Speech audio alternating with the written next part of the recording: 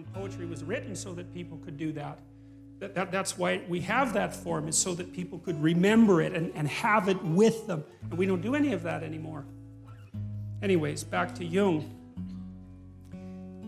Jung was a great believer in the dream, and I noted that dreams will tell you things that you don't know. And then I thought, well, how the hell can that be? How in the world can something you think up tell you something you don't know? How does that make any sense?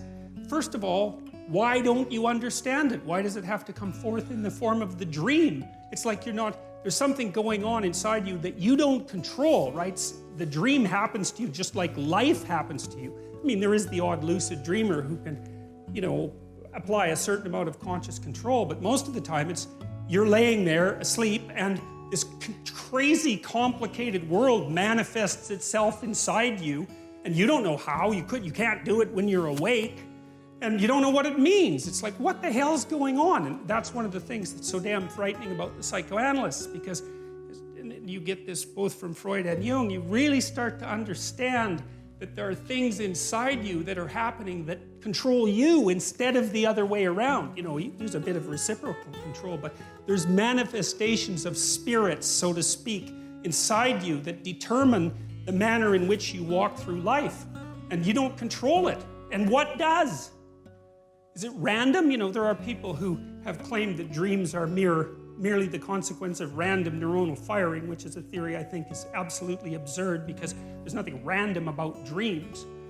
They're very, very structured and very, very complex, and they're not like snow on a television screen or static on a radio. Like, those things are complicated. And then also I've seen so often that people have very coherent dreams that have a perfect narrative structure. They're fully developed in some sense, and so that theory just doesn't go anywhere with me. I just can't see that as useful at all. And so I'm more likely to take the phenomena seriously and say, well, there's something to dreams. Well, you dream of the future and then you try to make it into a reality. That seems to be an important thing. Or maybe you dream up a nightmare and try to make that into a reality, because people do that too if they're hell-bent on revenge, for example, and full of hatred and resentment. I mean, that manifests itself in terrible fantasies. Those are dreams, then people go act them out.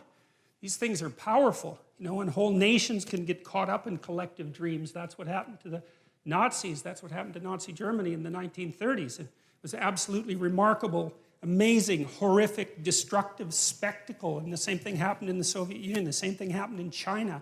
It's like, we have to take these things seriously, and try to understand what's going on. So Jung believed that the dream could contain more information than was yet articulated. You think artists do the same thing, like people go to museums and they look at paintings, Renaissance paintings or modern paintings, and they don't exactly know why they're there. I was in this room in New York. I don't remember which museum, but it was a room full of Renaissance art, great painters, the greatest painters, and thought maybe that room was worth $1 billion or something outrageous, because there was like 20 paintings in there, so priceless. And the first thing is, well, why are those paintings worth so much? And why is there a museum in the biggest city in the world devoted to them? And why do people from all over the world come and look at them? What the hell are those people doing? One of them was of the Assumption of Mary, beautifully painted, absolutely glowing work of art, and there's like 20 people standing in front of it looking at it, and you think, what are those people up to? They don't know. Why did they make a pilgrimage to New York to come and look at that painting? It's not like they know. Why is it worth so much? I mean, I know there's a status element to it too, but that begs the question, why do those items become such high status items? What is it about them that's so absolutely remarkable? Well, we're strange creatures. So I was trying to figure out in part, well, where did the information that's in the dream come from? Because it has to come from somewhere, and you could think about it as a revelation, because it's like it springs out of the void and it's new knowledge and it's a revelation. You didn't produce it, it just appears. But see, one of the things I want to do with this series is, like, I'm scientifically minded and I'm quite a rational person, and I like to have an explanation for things that's rational and empirical before I look for any other kind of explanation. And I don't want to say that everything that's associated with divinity can be reduced in some manner to biology or to an evolutionary history or anything like that. But insofar as it's possible to do that reduction, I'm going to do that. and I'm going to leave the other phenomena floating in the air because they can't be pinned down. And in that category, I would put the category of mystical or religious experience, which we don't understand at all. So, artists observe one another. They observe people and they represent what they see, and they transmit the message of what they see to us, and they teach us to see. And we don't necessarily know what it is that we're learning from them. But we're learning something, or at least we're acting like we're learning something. We go to movies, we watch stories, we immerse ourselves in fiction constantly. That's an artistic production. And for many people, the world of the arts is a living world, and that's particularly true if you're a creative person. And it's the creative, artistic people that do move the knowledge of humanity forward, and they do that with their artistic productions first. They're on the edge, and the dancers do that, and the poets do that, and the visual artists do that, and the musicians do that, and we're not sure what they're doing. Like, we're not sure what musicians are doing. What the hell are they doing? Why do you like music? You know, it gives you a deep intimation of the significance of things. And no one questions it. You go to a concert, you're thrilled. It's a quasi-religious experience, particularly if the people really get themselves together and get the crowd moving. You know, there's something incredibly intense about it, but it makes no sense whatsoever. It's not an easy thing to understand.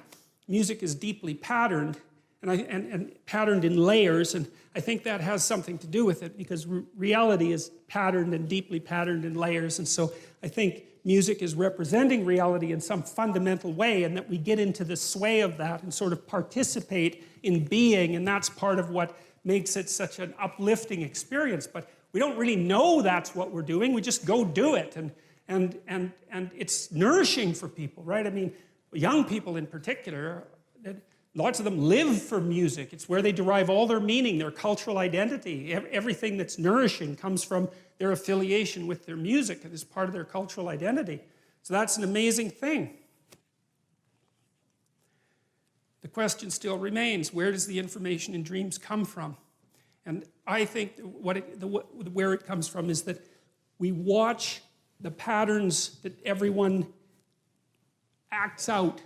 We've watched that forever, and we've got some representations of those patterns. That's part of our cultural history. That's what's embedded in stories, in fictional accounts of the story between good and evil, the bad guy and the good guy, and the romance. You know, these are canonical patterns of being for people, and they deeply affect us because they represent what it is that we will act out in the world. And then we flesh that out with the individual information we have about ourselves and other people. And so it's like there's waves of behavioral patterns that manifest themselves in the crowd across time. The great dramas are played on the crowd across time. And the artists watch that, and they get intimations of what that is, and they write it down and they tell us, and then we're a little clearer about what we're up to. You know, like a great dramatist like Shakespeare, let's say, we know that what he wrote is fiction, and then we say, well, fiction isn't true. But then you think, well, wait a minute, maybe it's true like numbers are true. You know, numbers are an abstraction from the underlying reality, but no one in their right mind would really think numbers aren't true. You could even make a case that the numbers are more real than the things that they represent, right? Because the abstraction is so insanely powerful. Once you have mathematics, you're just deadly. You can move the world with mathematics. And so it's not obvious that the abstraction is less real than the more concrete reality. And you take a work of fiction like Hamlet, and you think, well, it's not true because it's fiction. But then you think, wait a minute, what kind of explanation is that? Like, maybe it's more true than nonfiction, because it takes the story that needs to be told about you, and the story that needs to be told about you, and you, and you, and you, and abstracts that out and says, look, here's something that's a key part of the human experience as such, right? So it's an abstraction from this underlying noisy substrate, and people are affected by it because they see that the thing that's represented is part of the pattern of their being. That's the right way to think about it. And then with these old stories, these ancient stories, it seems to me like that process has been occurring for thousands of years. It's like we watched ourselves and we extracted out some stories. We imitated each other and we represented that in drama, and then we distilled the drama and we got a representation of the distillation, and then we did it again. And at the end of that process that took God only knows how long, I think some of these stories they've traced fairy tales back 10,000 years, some fairy tales, in relatively unchanged form. And it certainly seems to me that the archaeological evidence, for example, suggests that the really old stories that the Bible begins with are at least that old and likely embedded in a prehistory that's far older than that. And you might think, well, how can you be so sure? And the answer to that in part is that cultures that don't change, like the ancient cultures, right? They didn't change as fast as us. They stay the same. That's the answer. So they keep their information moving generation to generation. That's how they stay the same. And so we know, again, in the archaeological record, there are records of rituals that have remained relatively unbroken for up to 20,000 years. It was discovered in caves in Japan that were set up for a particular kind of bear worship that was also characteristic of Western Europe. So these things can last for very long periods of time. We're watching each other act in the world. And then the question is, well, how long have we been watching each other? And the answer to that, in some sense, is, well, as long as there's been creatures with nervous systems. And that's a long time, you know, that's some hundreds of millions of years, perhaps longer than that. We've been watching each other, trying to figure out what we're up to across that entire span of time. And some of that knowledge is built right into our bodies, which is why we can dance with each other, for example, right? Because understanding isn't just something that you have as an abstraction, it's something that you act out, you know? That's what children are doing when they're learning to rough and tumble play, is they're learning to integrate their body with the body of someone else in a harmonious way, learning to cooperate and compete, and that's all instantiated right into their body. It's not abstract knowledge. They don't know that they're doing that, they're just doing it. And so we can even use our body as a representational platform. So we've been studying each other for a long time, abstracting out what is it that we're up to, and that's what is it we're up to? What should we be up to? That's even a more fundamental question. If you're going to live in the world and you're going to do it properly, what does properly mean? And how is it that you might go about that? Well, it's the right question, right? It's what everyone wants to know. How do you live in the world? Not what is the world made of? It's not the same question. How do you live in the world? It's the eternal question of human beings. And I guess we're the only species that has ever really asked that question, because all the other animals, they just go and do whatever they do. Not us. It's a question for us. We have to become aware of it. We have to be able to speak it. God only knows why. But that seems to be the situation. So we act. That acting is shaped by the world. That acting is shaped by society into something that we don't understand, but that we can model. We model it in our stories. We model it with our bodies. And that's where the dream gets its information. The dream is part of the process that's watching everything and then trying to formulate it and trying to say, well, trying to get the signal out from the noise and to portray it in dramatic form, because a dream is a little drama. And then you get the chance to talk about what that dream is. And then you have something like articulated knowledge at that point. And so the Bible, I would say, it exists in that space that's half into the dream and half into articulated knowledge. It's something like that. And going into it to find out what the stories are about can aid our self-understanding. And then the other issue is that if Nietzsche was correct, and if Dostoevsky or Jung was correct, and Dostoevsky as well, without the cornerstone that understanding provides, we're lost. And that's not good, because then we're susceptible to psychic pathology. That's psychological pathology.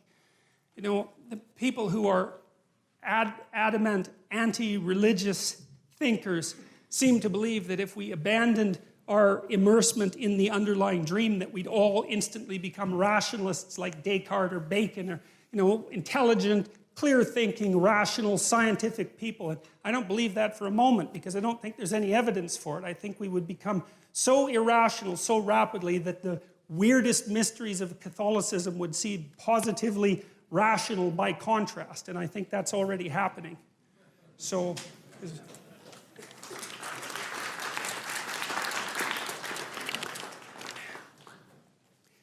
Okay. So this is the idea, essentially, you know, that You have the unknown world. That's just what you don't know at all. That's the outside. That's the ocean that surrounds the island that you inhabit, something like that. It's chaos itself. And then you act in that world, and you act in ways you don't understand. There's more to your actions than you can understand. One of the things Jung said, I loved this when I first understood it, he said, everybody acts out a myth, but very few people know what their myth is. And you should know what your myth is because it might be a tragedy, and maybe you don't want it to be. And that's really worth thinking about because you have a pattern of behavior that characterizes you, and God only knows where you got it. Partly it's biological, partly it's from your parents, it's your unconscious assumptions, it's the way the philosophy of your society has shaped you, and it's aiming you somewhere. Well, is it aiming you somewhere you want to go? That's a good question. That's part of self-realization, We know we don't understand our actions. That's almost every argument you have with someone is about that. It's like, well, why did you do that? And you come up with some half-baked reasons why you did it. You're flailing around in the darkness, you try to give an account for yourself, but you can only do it partially. It's very, very difficult because you're a complicated animal with the beginnings of an articulated mind, something like that. And you're just way more than you can handle. And all right, so you act things out, right? You act things out. And that's a kind of competence. And then you imagine what you act out, and you imagine what everyone else acts out. And so there's a tremendous amount of information in your action. And then that information is translated up into the dream and into art, into mythology and literature. And there's a tremendous amount of information in that. And then some of that is translated into articulated thought. And I'll give you a quick example of something like that. I think this is partly what happens in Exodus when Moses comes up with the law. He's wandering around with the Israelites forever in the desert, and they're like going left and going right and worshiping idols and like having a hell of a time and, getting rebellious. And Moses goes up in the mountain and he has this tremendous revelation sort of in the sight of God, and it illuminates him, and he comes down with the law. You think, well, Moses acted as a judge. I know this is a mythological story. Moses acted as a judge in the desert, and he was continually mediating between people who were having problems, constantly trying to keep peace. And so what are you doing when you're trying to keep peace? Is you're trying to understand what peace is, right? You have to apply the principles. Well, what are the principles? Well, you don't know. The principles are whatever satisfies people enough to make peace. And maybe you do that 10,000 times, and then you get some sense of, oh, here's the principles that bring peace. And then one day it blasts into your consciousness like a revelation. Here's the rules that we're already acting out. Well, that's the 10 Commandments. They're there to begin with. And Moses comes forward and says, look, this is already basically what we're doing, but now it's codified, right? And that's all a historical process that's condensed into a single story, but obviously that happened because we have written law, right? And that emerged in good legal systems. That emerges from the bottom up. That's English common law is exactly like that. Right? It's single decisions that are predicated on principles that are then articulated and made into the body of law. And the body of law is something you act out. That's why it's a body of law. If you're a good citizen, you act out the body of law. And the body of law has principles. Okay, so the question is, there's principles that guide our behavior. What are those principles? Well, I think if you want the initial answer of what the archaic Israelites meant by God, that's something like what they meant. Now, it's not a good enough explanation, but look, imagine that you're a chimpanzee and you have a powerful, dominant figure at the pinnacle of your society. That represents power. Now, more than that, because it's not sheer physical prowess that keeps a chimp at the top of the hierarchy. It's much more complicated than that. But you could say, well, there's a principle that the dominant person manifests. And then you might say, well, that principle shines forth even more brightly if you know 10 people who are dominant, powerful. Then you can extract out what dominance means from that. You can extract out what power means from that. And then you can divorce the concept from the people.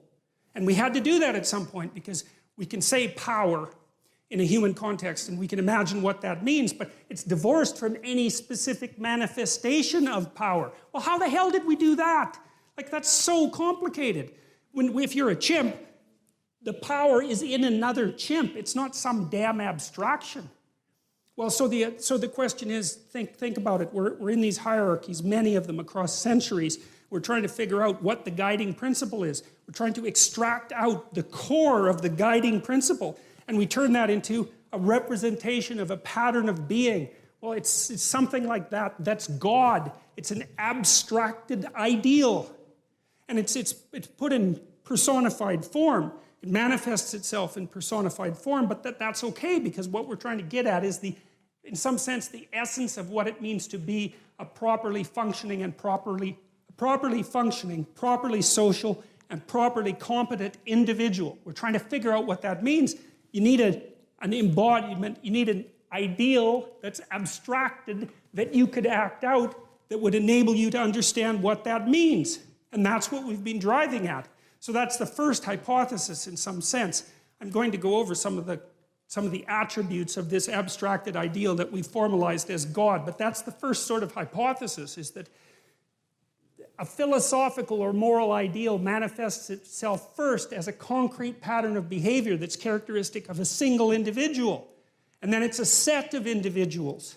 And then it's an abstraction from that set. And then you have the abstraction. It's so important. So here's a political implication, for example.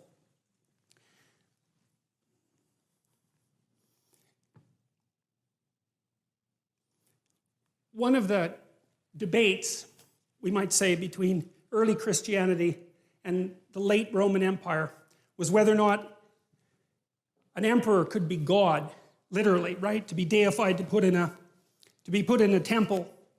And you can see why that might happen, because that's someone at the pinnacle of a very steep hierarchy who has a tremendous amount of power and influence. But the Christian response to that was, never confuse the specific sovereign with the principle of sovereignty itself. It's brilliant. You see how difficult it is to come up with an idea like that, so that even the person who has the power is actually subordinate to something else. Subordinate to, let's call it a divine principle, for lack of a better word. So that even the king himself is subordinate to the principle. And we still believe that, because we believe that our president, our prime minister, is subordinate to the damn law. Whatever the body of law, right? There's a principle inside that even the leader is subordinate to. And without that, you could argue you can't even have a civilized society, because your leader immediately turns into something that's transcendent and all-powerful. And I mean, that's certainly what happened in the Soviet Union, and what happened in Maoist China, and what happened in Nazi Germany, because there was nothing for the powerful to subordinate themselves to. You're supposed to be subordinate to God.